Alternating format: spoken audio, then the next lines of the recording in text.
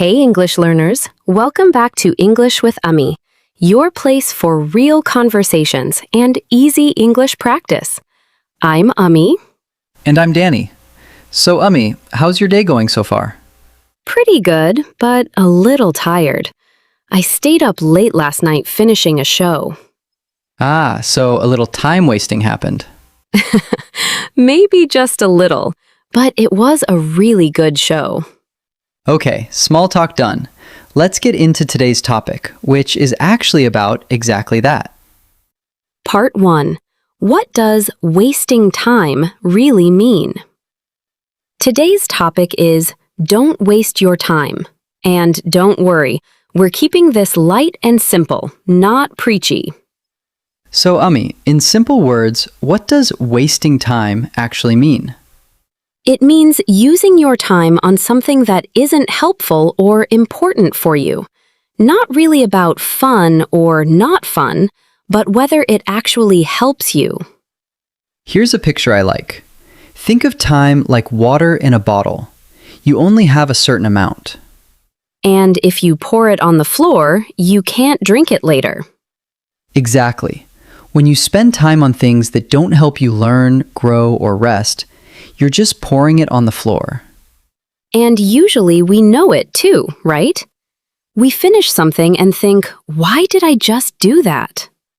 That little feeling of regret is often the clearest sign that time got wasted.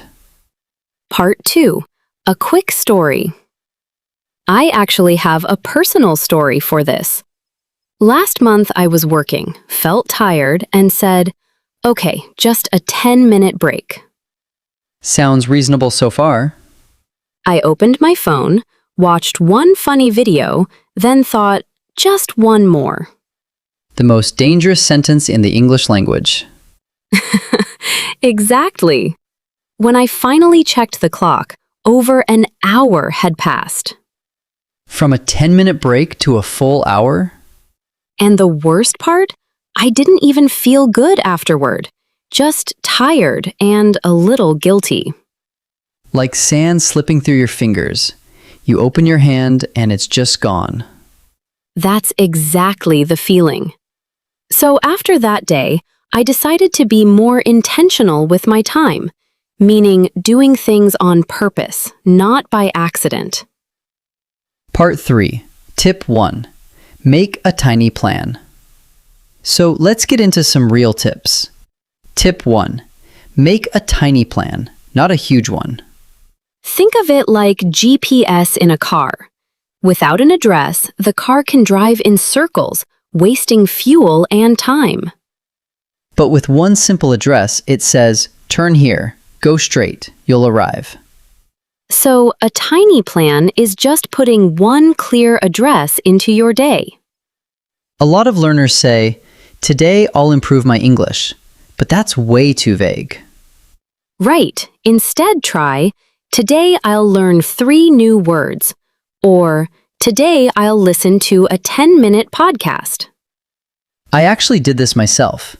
I used to tell myself, study for 1 full hour every day, and it exhausted me so much I kept skipping days. What changed it? I shrunk the promise down to just 10 minutes. Some days I did more, but the actual promise was small, and I could always keep it. Part 4. Tip 2. Use your pocket time. Tip 2. Use your pocket time. Think of time like coins. Big coins are your 1-hour blocks, but you also have loads of small coins. 5 minutes here, 3 minutes there. Waiting for the bus, standing in line, sitting in traffic. Most people just throw those small coins away, scrolling randomly. But if you collect them, they add up to something big. Review a few words while waiting for coffee. Listen to a short clip while doing dishes. I know someone who improved her English almost entirely through pocket time. She's got 2 kids and barely any free hours. So she used 5 minutes here, 10 minutes there, and after a few months, noticed a real difference. Small coins turning into a real treasure over time. Tip 3. Make English fun. Make English feel fun, not like punishment. If it always feels heavy and serious, your brain just wants to escape it. So connect English to something you already enjoy. For me, it was music. I printed song lyrics, circled new words, sang along in the shower. For me, it was shows. I watched with subtitles in my language first, then switched to English subtitles later. And eventually, you understand lines without even reading them. Little victories like that keep you coming back without it feeling like a chore. Part 6. Tip 4. Watch out for time thieves. Tip 4, and this one's a little dangerous. Watch out for time thieves. A time thief takes your time without giving anything good back, usually social media for most people. I remember one evening I opened my phone just to check one message, and suddenly I was 30 minutes deep into random videos. Very relatable. So how do we protect ourselves? Small rules. Phone in another room while studying. Notifications off for an hour. Social media only after finishing your tiny plan. Like locking the door when a thief is outside. You're not fighting them, just protecting your house. Part 7. Tip 5. Rest isn't wasting time. Umme, quick question. Does "don't waste time" mean we should never rest? Not at all, and this part matters a lot. Think of your mind like a phone battery. If you never charge it, it just dies. Exactly, and good sleep and quiet time are how we recharge. I once pushed through a project late at night, exhausted, and the result was messy. What happened the next day?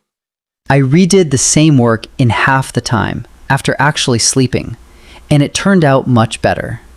So sometimes resting is actually the smarter move. It's not wasting time, it's preparing you to use your time better later.